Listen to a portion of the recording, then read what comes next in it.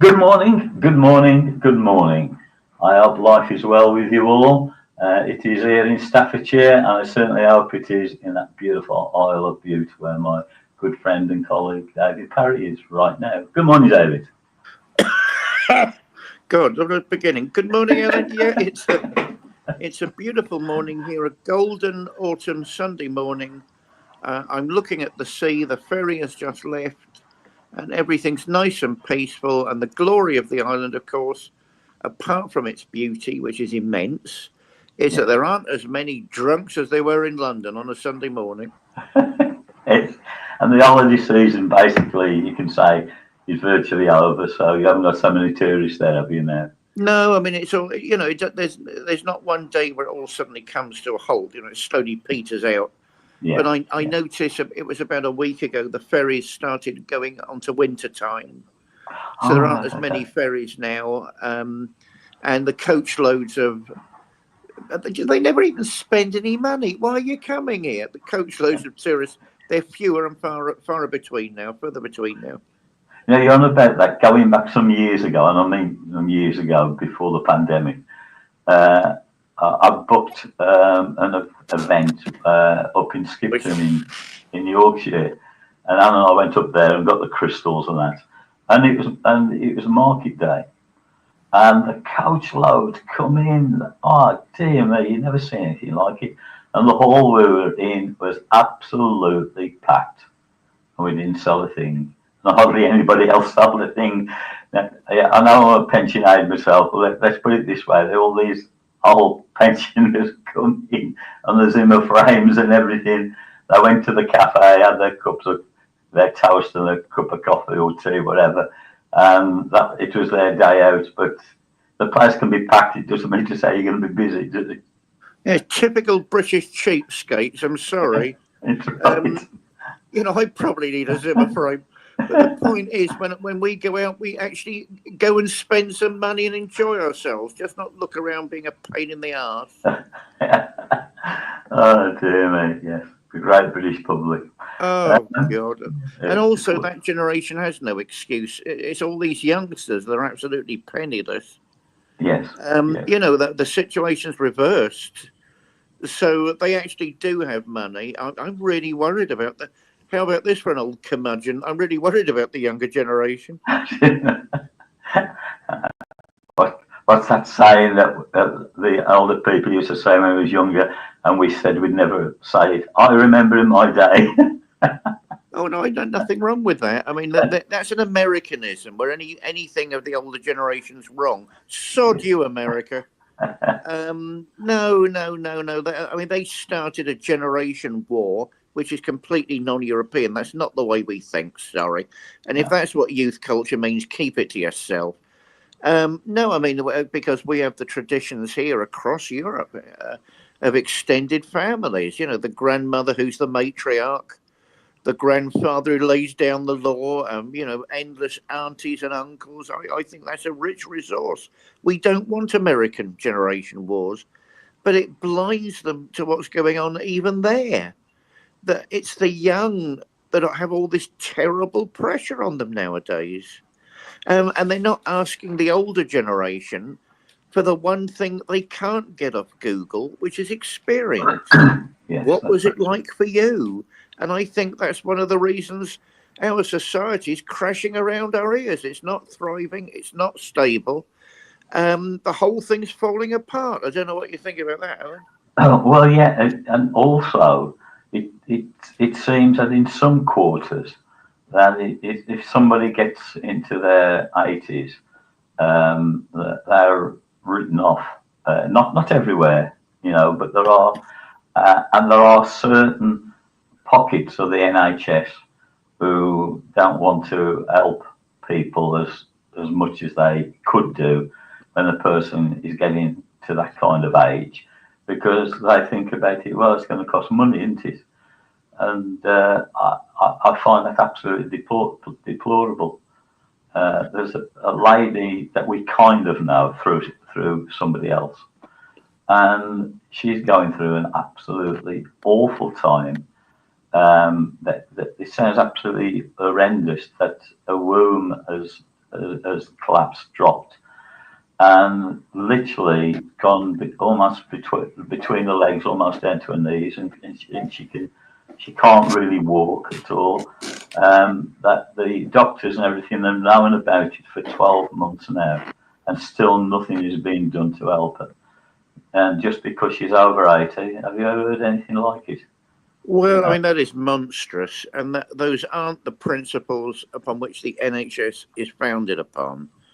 I mean, I might be one of the few libertarians that supports the NHS. I do support the NHS, and how it's been treated and what's happening to it. Again, it's American models of management where the profit margin is the dominant factor. And if the NHS is collapsing into nothing, why are all these people desperate to sell it to Americans? No, it was a great treasure. It's on the ropes at the minute. I don't know if it will pull through, but I don't really want American-style pay-as-you-go healthcare. I'm sorry. I don't see that as a great advance. I see it as a way of withholding healthcare from vulnerable people and people in minorities. And that is disgusting. That's a pure example of the American type of management that makes their system an absolute nightmare. Yeah, well, but from my own point of view, I've got nothing but praise for them, the way they looked after me when I had to have half my heel removed, and recently with my eye problems. I can't thank them enough. I don't know whether it's just certain hospitals, just certain areas, what it is. I mean, there's been a lot of reports about the Queen Elizabeth Hospital in the centre of Birmingham about bullying that the higher staff, higher ones, and that have been bullying the nurses and that. I mean, what on earth is the matter with people? Why would you bully anybody? Well, again, Alan, it's this American model of how you do things. I don't think it's universally good. I don't think everything that comes from that country is great. I'm sorry, I don't. And we can do without it. The whole idea of the NHS is community care, which is a wonderful idea. Now, I'm not sticking up for it mindlessly. A hero of mine, I mean, I don't agree with all of everything he said politically, obviously, was Tony Benn. Yeah. Who, of course, was Viscount Linley. So he has an eye into the very, very top. Yes. But he always struck me as one of those old British types that had a feeling for community. I mean, he said it was socialism, but I mean, I don't know. I mean, I recently read one of his diaries. We read one of his diaries, brilliantly written, a real insight into what's going on behind the scenes. We'll certainly read more of them. And he identified, in a sense, as a socialist. But I don't know, it was reading through it. I mean, I got the feeling of old style free church. I mean, his grandparents, and I think his parents were free church. And they worried about community, what was going on in the local community. And he's very clear the NHS started that way, but it was turned into a monster by the various types of management that were inserted into it. The NHS arose roughly after the Second World War, because everyone had suffered so much. One of the ideas was nobody should struggle for healthcare, immediate access to healthcare. It's not based on your bank balance like America. Yes. And I think that's an incredibly important thing. But he too could see, and that's back then, how it was being tinkered with and poisoned. And of course, nowadays you can barely see a doctor, let alone get to a hospital. What you outlined as that case is monstrous and disgusting. And so people have to ask, not the bullying, that's just completely unacceptable. The lady you mentioned, the case you mentioned. I mean, are there, what they do is ask themselves, are the resources available? And my God, I mean, have we really all come to that? I mean, that is an older, treasured member of a local community. The answer should be yes. Well, the problem is also our country is getting inundated with migrants. Now, before saying anything, I fervently believe that people who are in trouble and their lives are in danger, they should, we should give them refuge. Of course, we should. So I've got nothing against legitimate migrants, but the problem is we are being inundated with it. And so that's a big strain on the health service and all other community services as well. Going back 1960s, there was an MP, which I'm sure you will know as soon as I mention his name, Enoch Powell, and he was MP for, I think it was Wolverhampton. I might get this wrong. I think it's Wolverhampton East. It might have been West. I think it was East. And down the Tetnall Road, just off the Tetnall Road onto Meldale Road, there's a big white house, and just set back a little bit from the road, and it's got a blue plaque on there where Enoch Powell lived. And everybody said he was a racist. Now, I've read about Enoch Powell, and I don't see that he was a racist.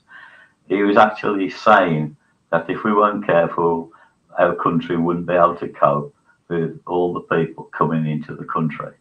And I think at the time it was mainly people from like Jamaica and countries like that. And people turned on him and said that he was a racist. But if you think about it, what he said basically is coming true now, isn't it? Now it's like trying to close those big gates after they've been forced open, and we can't close them. It's such a shame because we are a small island and we can only cope with so much, can't we, Dave? Well, I mean, God, you've said so much there. I don't even know where to begin. Yeah. As someone married to a migrant, Yes. I can't go along with all of that. As someone married to a migrant who has 2 master's degrees and doing a PhD and is the author of 4 books and clearly making a contribution to British society, But that's different. Can't go along with that. David, that's totally different to what I said. Well, no, because my other half is a migrant. It's not totally different. Let's begin with the Enoch Powell thing. Enoch Powell was not a racist. Enoch Powell was an ingenious man, a great scholar. People forget that about him. He was instantly sacked, of course, by Ted Heath. Yes. When he made the Rivers of Blood speech. Enoch Powell's concern, which proved not to be true at that time, was the lack of cultural assimilation. He felt that ethnically black people from, I mean, Jamaica was one of the places. I mean, he was focusing on that to a large extent, but he was worried about the ethnically black migrants coming into Britain who wouldn't assimilate. I mean, that seems to be the underlying message of all of that.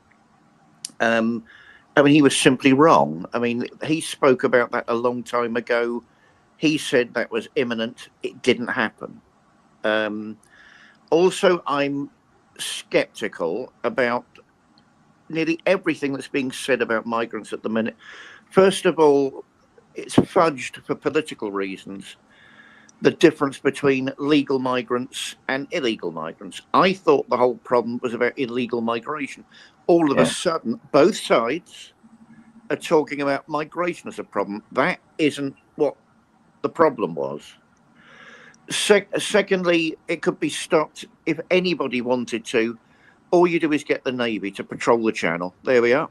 Nobody's doing that, and nobody's trying to do that. So you've got to start asking why. The real trouble and the weakening of our systems here, to my mind, I know you didn't mean my second half, Alan, but you've opened up a huge question. To my mind, it's basically an oligarch class of the hyper rich that don't care about their own citizens. They don't care about us. They feel they've got more in common with each other on this sort of international basis, we live in a fiat economy where all wealth is being sucked to the top, which is why institutions are teetering on the brink, and they don't have any respect for the fact some of them are British and some of them would have grown up in an Anglican environment, and there's things back to it like the NHS. They have no respect or concern about that at all, because everything is buy, sell, buy, sell, buy, sell in a purely American fashion. Yes, I suspect there is an issue to do with illegal migration because a lot of people are going to come to this country and not be assimilated. So I didn't realise we were all talking about migration per se, which has never ever been an issue in Britain, because we're all migrants, absolutely all of us. This isn't southern Germany where you can start going on about the purity of the race. You can't here. I mean, which bit do you talk about? The Romans, the Germans? I mean, which bit? So, you know, I think, and I know you weren't attacking my wonderful other half. What you've done is show how loose this conversation has become to the detriment of all of us. And the fact, God's sake, legal migrants pay thousands of pounds and take citizenship tests to show that they're British. Well, the Farages of the world are sweeping that aside like it doesn't happen. My other half had to take a citizenship exam, and we were out of pocket a lot of money. Well, so is he saying that actually, no, because I'll have to go, right? If my other half has to go, I'm going too. Is that what he wants? You know, I mean, there's a lot of garbage talked about this. I mean, we're not talking about the monster Starmer, who clearly isn't up to the job at all, and as I say, could sort out the problem at any minute he wanted to, without breaking any international conventions. Why isn't the Royal Navy patrolling the English Channel? There we are. Problem over. What do you think? Well, yeah, I was going to say on about legal migrants, right? We've got a very good friend. She is American. She's lived over here for a good many years. She's now a British citizen. She became one last year. She was given the rights to live here. Shannon is about a mile away from us. They gave the right to live here many years ago, but she wanted to be a British citizen. I might be wrong here, but I think she said it cost something like about £7,000 or something, and she has to jump through hoops for her to become a British citizen. She's married to a local guy who, you know, obviously that's why they met online many years ago, and so I agree with you that it's political. And perhaps I should have said that the illegal ones, the ones who come on the boats, right, the ones who come over here to take, not to give, and to be part of society, and to live here and to help and have a good life, and they've got something to offer. I am talking about the ones who come in here purely to sponge. That's all. And I know it's not an easy thing for it to be sorted out, but I agree with you there. You know, if we got more control of the English Channel, then a lot of this would be stopped. But we do have control of the English Channel. This is just political. It's a squid spurting ink. We do have control of the English Channel. I can't even see what the problem is, unless this is social engineering. I'm afraid I have a very dark view about all of this. It's got even wonderful people like you, and you know we think you are, talking about migration, not illegal migration. That is deliberate. That's deliberate by the powers that be to smudge that issue. And also, we're now not even talking about refugees. We're talking about the fact that either all refugees or all migrants. No, that's not what was being done a couple of years ago. All of this is being smudged for political reasons. It's being made into a mess. And people have to start asking themselves, I'm not denying there's an issue. Remember that. What I'm saying is, it's being made into a mess. And who's doing that and why is doing that? and we end up very quickly with some very unpleasant truths in front of us. What do you think, Alan? I know, I agree with you, and I didn't mean just migrants. I missed out saying illegal immigrants, and that was my fault. So no, I'm not Alan, I taking. got to jump in there. It's not you, it's the way they're leading the discourse. You see what I'm getting at there? Yes, yes, It's not you, it's the way these people, Starmer is one of the worst. It's the way he's making sure or trying to make sure people are discussing these things, and it's a disgrace. yes. I agree with that. Also, you see, they put things forward to see what the reaction is. This latest gimmick about identity cards and saying it will stop migrants coming. No, it won't. Immigrants, right? Illegal immigrants coming.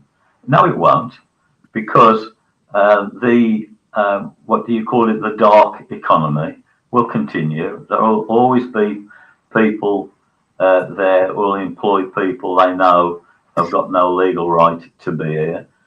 They haven't got an identity card. That won't bother them. They'll employ them in one way or another. Um, it's that in itself is just a gimmick to try and make people think that they've got the answer to the problem. No, they haven't got the answer to the problem at all. I agree with what you said. The answer to the problem is not let them get to the shore in the first place.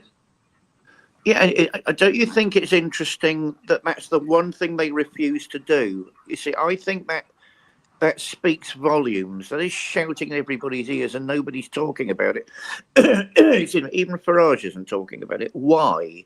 Why are all these people not talking about something obvious? Let's look at the identity cards. Well, not yeah. I mean, we've had them in this country before. The Second World War was an example. And as far as I recall, historians are saying everybody was relieved when they went because it was to do with rationing.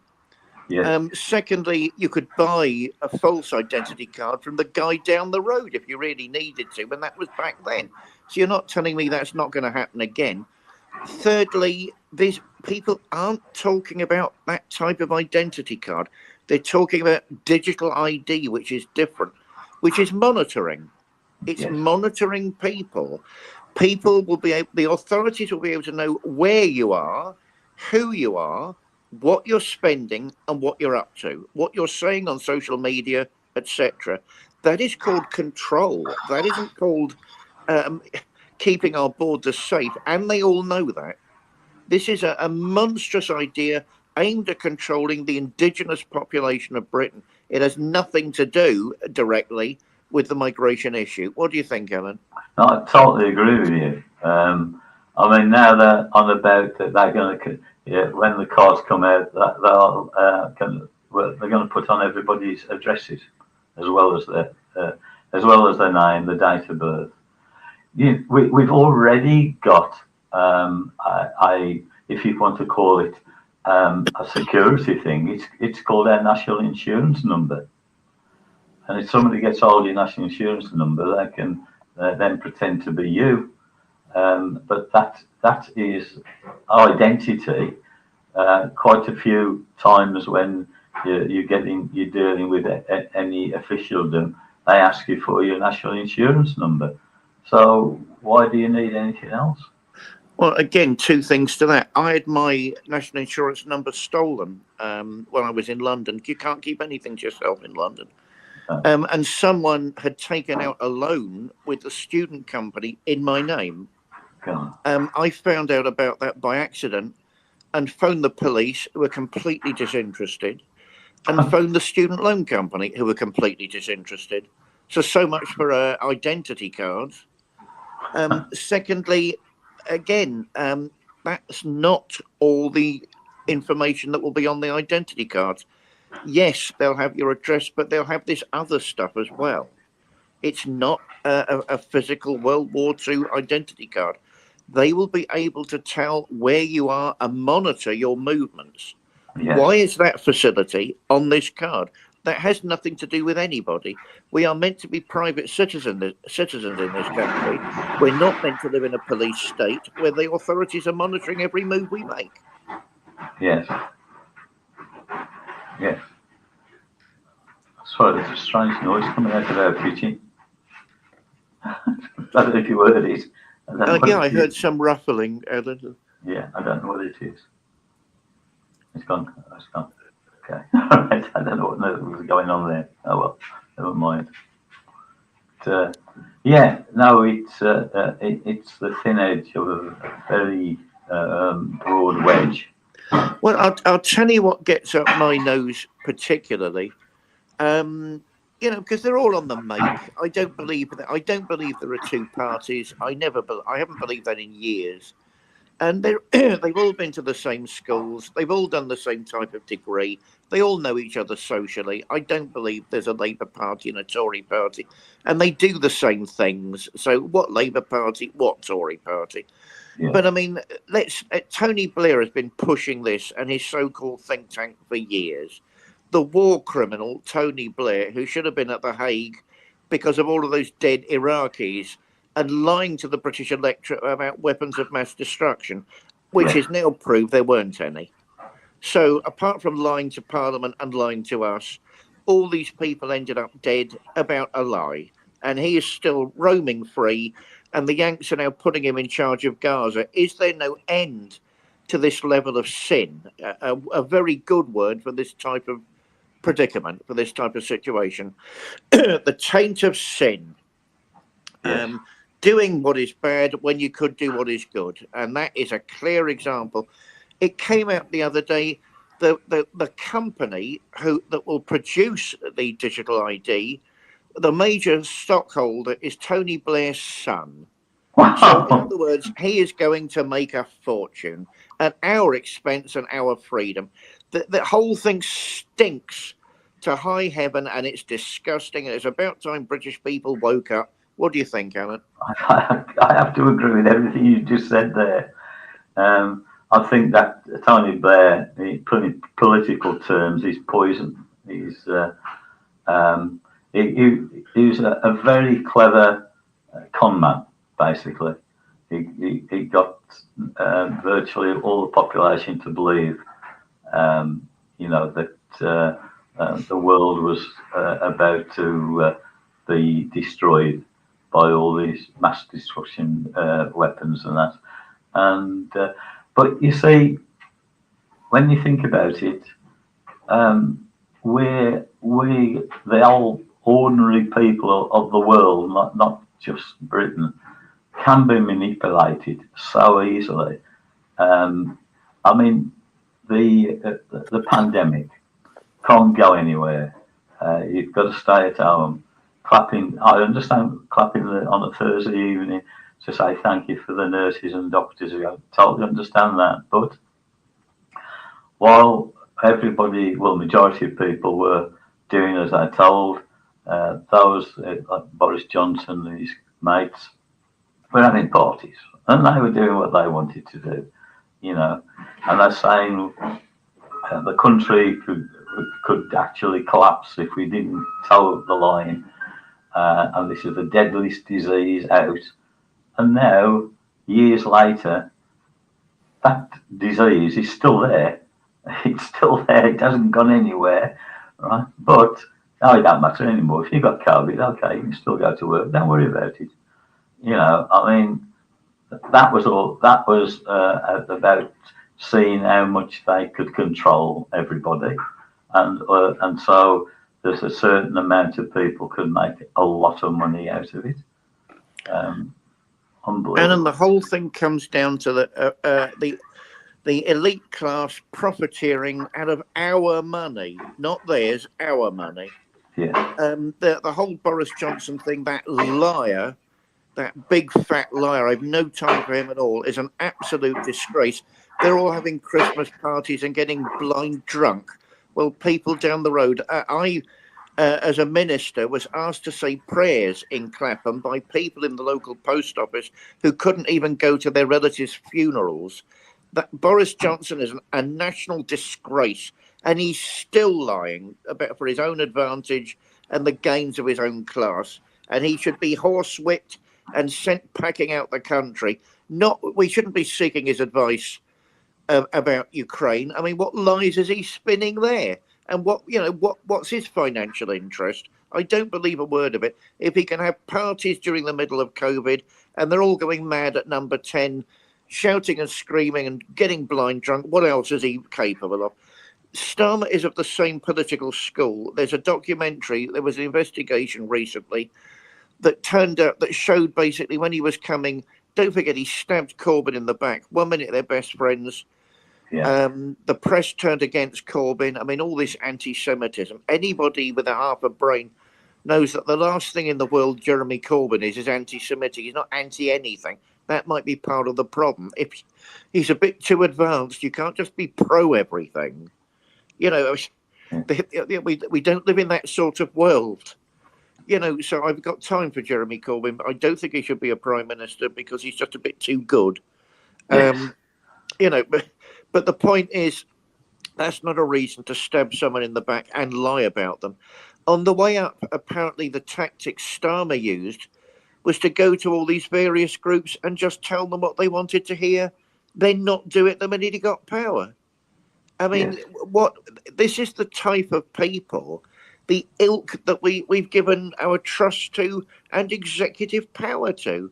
The whole system is rotten to the core. I mean, and Starmer lies through his teeth. We all know it. I mean, I could go into proof after proof after proof. In that case, there's no need. We all know. I mean, if we don't start waking up a little, yes, we will be all slaves. And look to the type of people we'll be slaves to. Completely unacceptable. Yes, I have to agree with that. Well, while you was talking, it came into my mind. For people listening to the show, go, well, I thought this show was about spirituality. I thought it might be about religion. I thought it might be about that higher, unforeseen energy.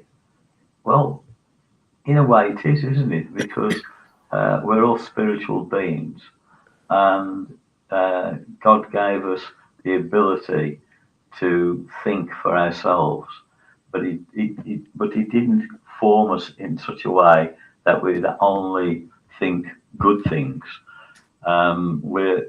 He certainly gave us the ability that we were tested, and I think that the world is being tested in a massive way at the moment, and I think definitely the UK is being tested.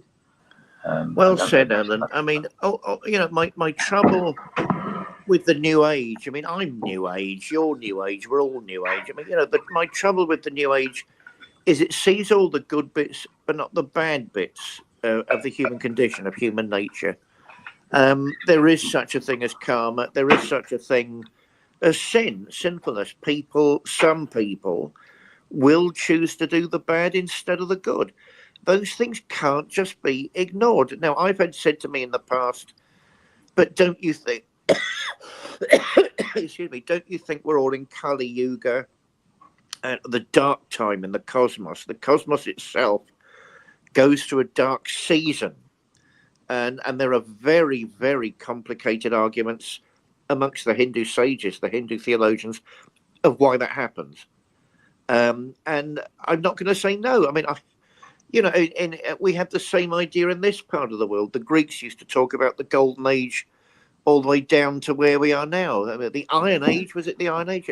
So that's where we are now. Or Spengler used to talk about the winter time. Isn't that where we are all now? Yes, we are.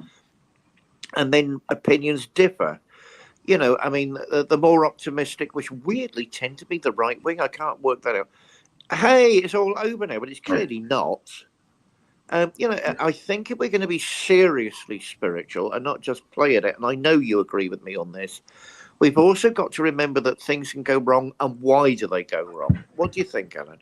Yeah, yes, I totally agree. But what comes to my mind, right?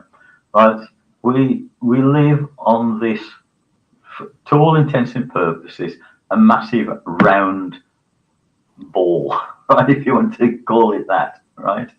So the middle of it, which we call the equator, what we class as north of it, all this is going on, right? We forget about the southern hemisphere. Yeah, okay. I know there's troubles in South America, and that they have big issues there. You know, places like Cuba, Venezuela, Colombia, Mexico, all those countries there. But to all intents and purposes, it's almost like we forget that we're only really talking about half of the world. I know there's more land north of the equator than there is south of the equator, but it's almost like what goes on and what controls the world, majority of it happens north of that so-called equator line, and I find that quite quite remarkable, really. I say one of the most safest places to go and live is New Zealand. Um, perhaps we all That's ought to because it's go out there. the way. That's That's 'cause it's right. out the way. Oh, good. I'd love the idea of living in New Zealand. Apparently, it's like Britain in the 1950s. That's right. It Um, is. Yeah. Actually, I've got a lady client, right, who I've known her for some years, and she'd been going on about for ages. She's got a friend who lives in New Zealand, and she'd been things aren't right for her over here, and she's on about emigrating there. Anyway, she took the big step and went a month ago, right? She's staying with a friend there. Yet last week she sent me a message saying, "I don't know whether I've made a mistake, Alan. I'm very, although I'm with my friend, I'm very lonely." So I said, "Well, just give it a little bit of time. Give it a little bit of time. You know, it's an incredible thing you've done going all out there by yourself.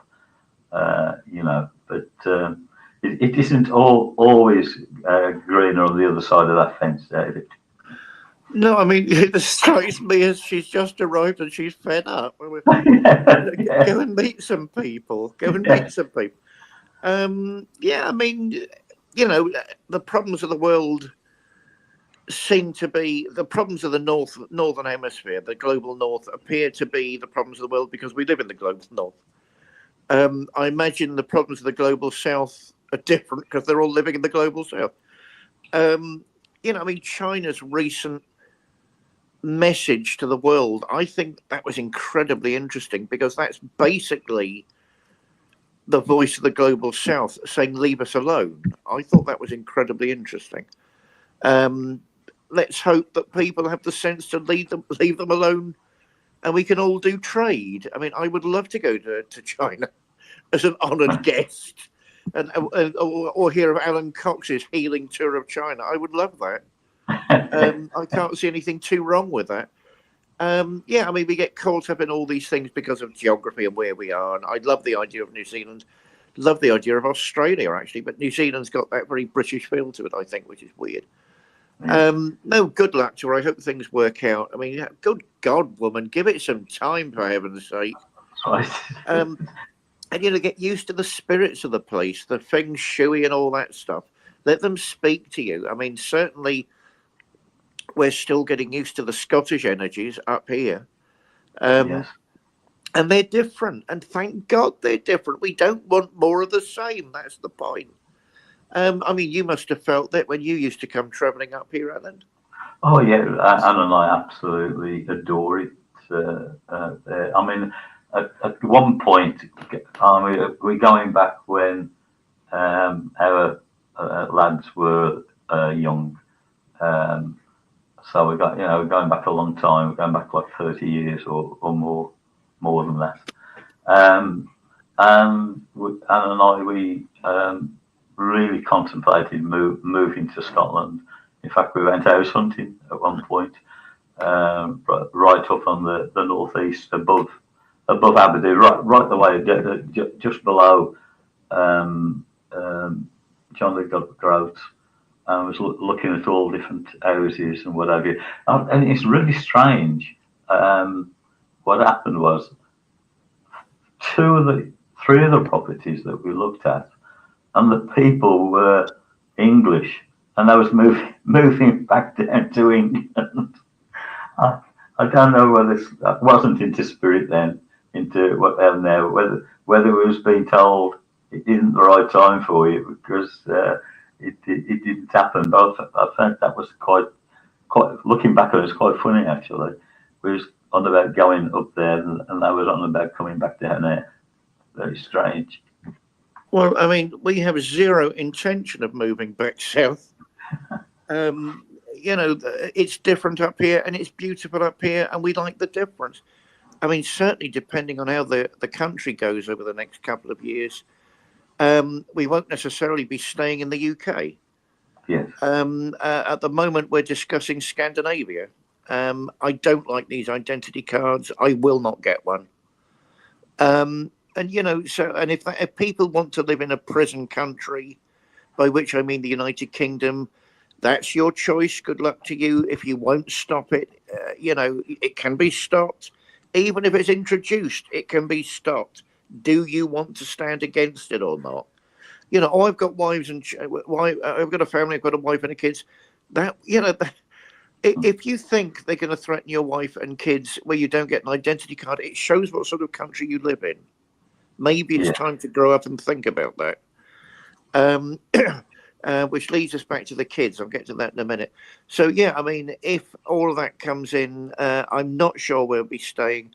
I mean, the Scottish Assembly, the Scottish Parliament has turned completely against Starmer and his identity cards. So we'll see what happens. But certainly, Scandinavia would be a place that we consider moving to, which leads me back full circle to the kids. They are almost being led up the garden path to assume all this is normal and natural. The real attack and the real assault by the powers that be, who started culture wars, they you know, take your eye off the ball. Don't look over there, look over here, because they don't want people realizing there's a fiat economy where all value is being absorbed into the top. They don't want people noticing that. So let's get migrants here. Let's get everybody rowing and fighting. Oh, look, a feminist. My God, there's a lesbian. You know, I mean, these are childish terms, and it's designed, and I'm increasingly beginning to think it's designed. It's not an accident. To get us all fighting amongst ourselves at the bottom and not really realise what's going on. And one of the things they don't want people to focus on is what they're doing and saying to children. All this is natural. All this is natural. What's wrong with an identity card? What's wrong with state control? All this is natural. Oh, democracy is a lie. Don't go along with that. No, don't worry your head about that. This is what they're being told nowadays. And it's no surprise then that our systems are failing on a fundamental level. The young aren't interested because they're being told there's nothing interesting for them to be involved with. That is a dark act motivated by dark powers. What do you think, Alan? This morning on my phone, I read the different news things on the phone, and you're about children, and there's a growing concern in some schools around the country where the control of the children has gone too far. Apparently, at one school, when they go out to classrooms and they go between classes to different classrooms, they're not allowed to go to the toilet, they're not allowed to talk, they have to go in single file. If they say something that they want an answer to and the teacher doesn't like it, they're made to go and stand in the corridor with a face to the wall for an hour. They are being made to not just a school uniform, but it's like they have to. It has to be perfect. And you think to yourself, hang on a minute, you're trying to create clones, you're trying to get robots. This is nothing to do with education. This is about towing the line and doing as you're told. And well, I mean, what you've just described is a prison, not a school. Yeah. No, but that's what they're trying. excuse me, they're trying to get the youngsters to think that that's normal and acceptable. Parents are partly to blame. And why are they to blame? Because they're being told paedophiles are everywhere and they're going to pick on your kids. There are people called paedophiles. It is illegal. No, they are not everywhere. You know, it's this climate of fear. Right, they're not focusing on that. Let's get COVID into the equation. You know, I'm not saying there was no COVID. I'm saying the way it was used is sinister. Now it's migrants. Oh my God, and they're all diseased, you know. Yeah. You know, I mean, it's a climate of fear is being created, but it's got me thinking recently, is it really aimed at us, our generation, mature people? Because sadly, I really think it's not. It's being aimed at the youngsters. What's wrong with a kid going missing for a couple of hours and being naughty, the naughty kid playing with their mates in a local park? There is absolutely zero wrong with that. You know, I mean, but the parents themselves are being stirred unthinkingly into the fact we live in some sort of war zone where everybody's out to get them and not having a reality check. Have a reality check. Is your experience of life telling you those things are true? No, it's not. No, it's not. You know, wake up a bit and see what's going on around you. What do you think, Alan? Yeah, and media, be it the mainstream media or social media, has a big part to play in this, being manipulated by the government, etc. I mean, now it's an offence to say something that the government don't like on social media. They'll come and arrest you. You know, I mean, you know, just what is it about free speech? You can't say it's just here because it's happened over in America as well. You know, if you say something against Donald Trump, he don't like that, so you got the police knocking on your door. Same thing over here. You say something, and Starmer and his mates don't like it, you get the police knocking on your door. Um, I, I'm afraid we are really at a knife edge at the moment, Dave. Yeah, but we're at a I agree with that, but we're at a knife edge because we allow it to happen. We allow these things to happen. You know, the Americans can't moan. I don't like talking about foreign countries and their politics because, for the reasons I've outlined before, you never really know the ins and outs of it. No. Donald Trump, unlike Starmer, did win with a landslide majority. Starmer won by default. No one wanted to vote Tory. There's a huge difference between that and getting a landslide. Hello? Hello? Yeah, this happened last week where David goes off for no reason at all. So they certainly don't like us talking about certain things. Yeah, it's so if anybody who's listening to me, because I believe that yes, I'm still connected, doesn't it show you that we might think this is just an ordinary internet show, but we all listen to. And when you start talking about things that certain people don't like, then the show gets interrupted.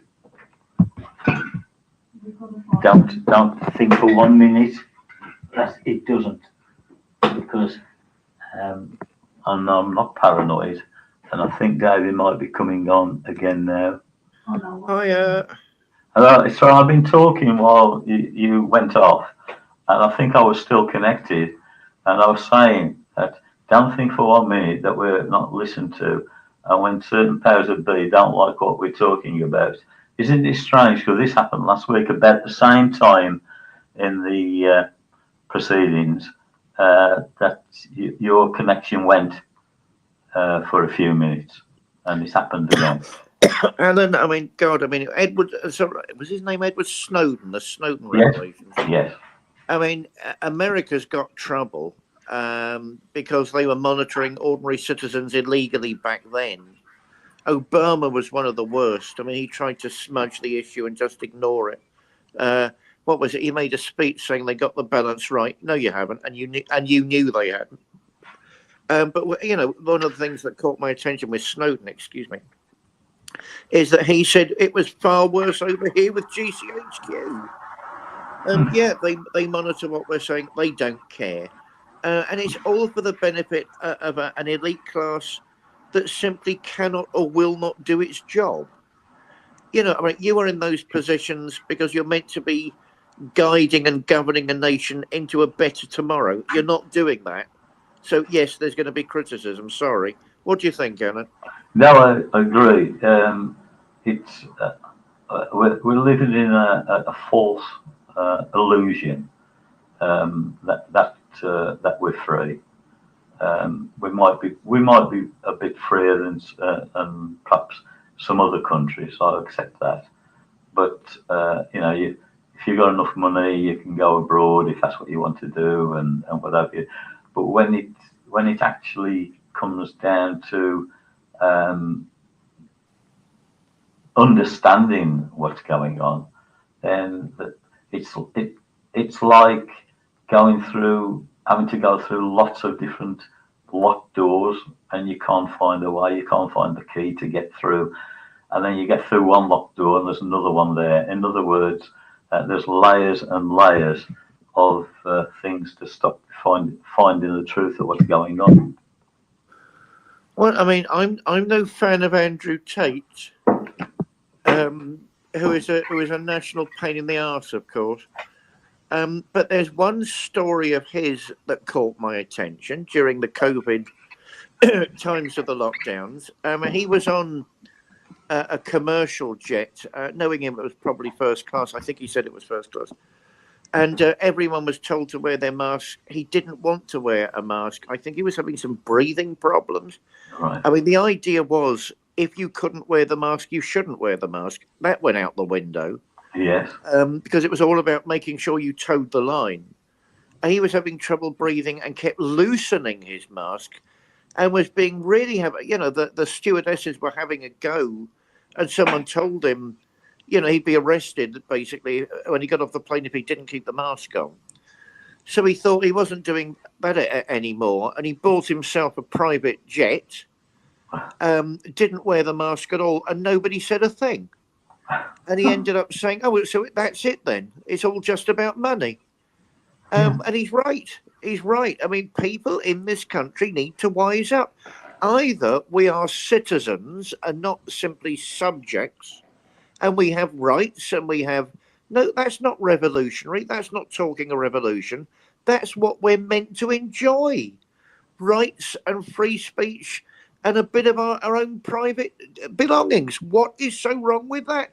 That's not communism. That's what we're meant to enjoy now. And apparently, we're not even allowed to enjoy that now. What do you think, Alan? I have to agree completely. I really do. I mean, I don't know what our discussion has actually proven this morning, David. I would hope that anybody listening is giving them food for thought. I'm not saying anybody has to agree with myself or with David at all, but I think it needs to be talked about so much more so people can make their decision of really where we stand as individuals and as a group in the sense of citizens of this country, and things have to alter. There's a petition going around, and I know the chances of making a difference are probably nearly zero, about your opposition to these ID cards. I've signed it and signed it. I know quite a few people have signed it, and apparently it's well over 1 million now.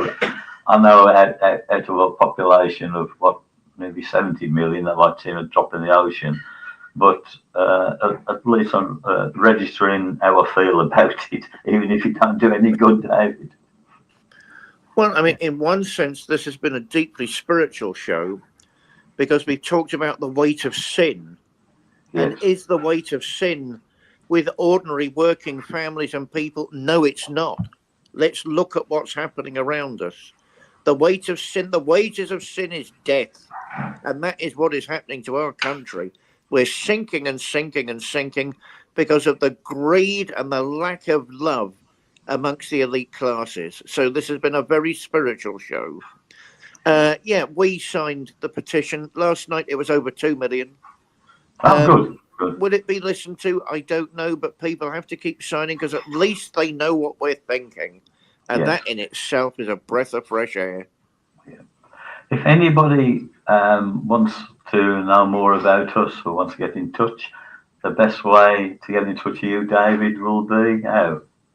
Well, sadly, I'm a slave to social media like everybody else. I mean, Yeah. as I always say, I don't have a secretary. I'm just a poor cleric fighting his way forward in life. So it is me on Facebook. You can probably tell that by the sarcastic remarks that come every now and again.